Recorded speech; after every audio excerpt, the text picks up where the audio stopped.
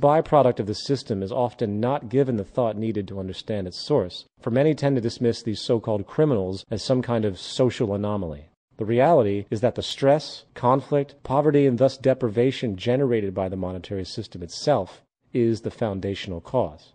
In the 1990s, a research project called the Merva-Fowles study was conducted, which found powerful connections between unemployment and crime. They based their research on 30 major metropolitan areas with a total population of over 80 million. Their findings found that a 1% rise in unemployment resulted in a 6.7% increase in homicides, a 3.4% increase in violent crimes, a 2.4% increase in property crime. During the period from 1990 to 1992, this translated into 1,459 additional homicides, 62,607 additional violent crimes, and 223,500 additional property crimes.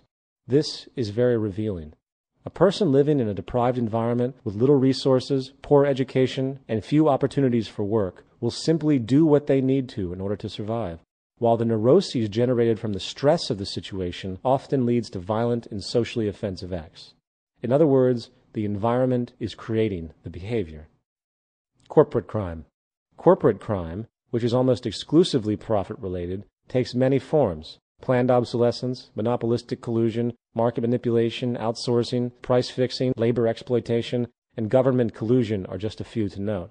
From Enron's deliberate shutting down of California's power plants to boost its energy stocks, to the Bayer Corporation's knowing distribution of HIV-tainted drugs, it should be clear to most people that corporate crime is constant and oftentimes much more insidious than general crime, for the repercussions tend to affect very large groups of people.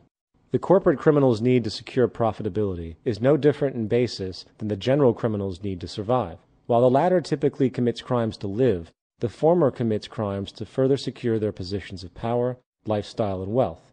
It is based on fear. The notion of greed, which manifests from a perpetual insecurity derived from the fear of losing what one has, serves as the motivating factor for most corporate crimes. This neuroses is perpetuated and reinforced by what we could call the luxury stratification that the monetary system creates. For in this system, there is a never-ending progression of products available as one's purchasing power increases. And then there's government crime. Government crime is one of the more complex and difficult forms of conduct to consider, for perception of government is highly modified by the prevailing values this ruling class perpetuates through society. For example, patriotism is often used to encourage support for war, making people feel like they have an obligation to agree with the government's decision. That being said, let's take an objective look at what government within a monetary system actually is and represents. The central role of government is basically the invention of regulatory legislation and policies to handle the functioning of society. Idealistically, the broad interests of the public would be the first priority of government. Unfortunately, as history has shown, this is not, and has rarely been, the case. Rather, government as we know it is actually a parent corporation to all the other corporations working within the country's economy. This, of course, makes sense, for the value of any nation is really determined by the state of its economy. This means that the government has a vested interest in the economic position of its nation, most specifically with those interests that benefit them directly. Lobbying and contributions in America alone constitute billions of dollars a year, and this money is given entirely under the pretense of putting the donating party's agenda in action. Now, while the examples of government and corporate collusion are vast, the greatest monetarily derived crime of government is its use of war for the benefit of its corporate and financial constituents. In the words of two-time Congressional Medal of Honor recipient Major General Smedley D. Butler, war is a racket. It always has been. It is possibly the oldest, easily the most profitable, surely the most vicious. It is the only one international in scope. It is the only one in which the profits are reckoned in dollars and the losses in lives. Accelerated industrial creation, military contracts, reconstruction contracts, energy and resource acquisition or theft, high-interest, austerity-driven World Bank and private bank loans for post-war economies are just a few of the highly profitable mediums utilized. The true motivation for war today is actually threefold: industrial commercial profit, maximized for the elite; resource acquisition or theft, as was the case with Iraq and Afghanistan; and strategic geopolitical alignment to increase the ease of further industrial profit and resource theft. War is probably the greatest sickness caused by the desire for wealth and power. Government, with its team of brainwashed assassins on hand, is involved in the ultimate form of self-preservation, and as long as the resources of the world remain hoarded and restricted for the material benefit of a few, this pattern of war will never end. Now, these classifications of corruption are only a generalized grouping. Vast nuances of human behavior and everyday life are also very much poisoned by this mechanism for profit. For if you look closely enough, you will see that nearly every act of strategic monetary gain is corrupt by its very construct. It is just accepted as normal by the conditioned culture.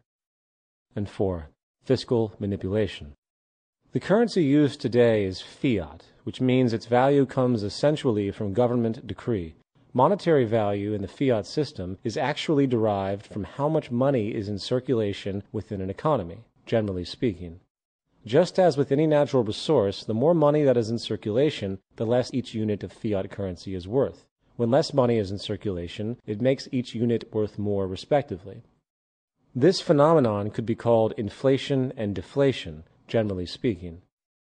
Now, the increase in the supply of money available in an economy is called monetary expansion, while a decrease in the supply of money is called monetary contraction. Generally speaking, the expansion period is usually associated with so-called economic growth, for more money is available and able to be put to use, and often more jobs are thus created. Conversely, monetary contraction is often called a recession or depression, for money is drying up, and hence there is less money to put to use, so jobs are lost and companies fail. Economic growth is typically defined as the increase in the amount of the goods and services produced by an economy over time. However, let it be understood that economic growth is really a zero-sum game. There is no such thing as true economic growth in and of itself, for the underlying mechanism is based almost entirely on the amount of liquidity or money in the system. In other words, if I counterfeit $100 million and give it to you to start a business, and you buy and fix up an old building, hire a team of employees, and start to produce a product that the public buys, this would be considered an expansion of the economy. You have invested in real estate, increased the employment rate, and created new products that others buy, therefore exciting the circulation of currency, hence the consumption cycle. Now, what if the authorities found out that all the money you had used was actually counterfeit, and thus they shut down the whole operation? This would be a contraction of the economy, for the money thus vanishes. Your employees would be laid off, the building foreclosed upon, and the production halted. One should ask, what was the real growth? If the increase or expansion in the supply of money can result in the creation of jobs and production, while the decrease or contraction results in the loss of jobs and production, what exactly was gained and lost? What was the point? Let's now consider how money is created and regulated by the government and its central bank. For this example, we will use the United States and its central bank, the Federal Reserve.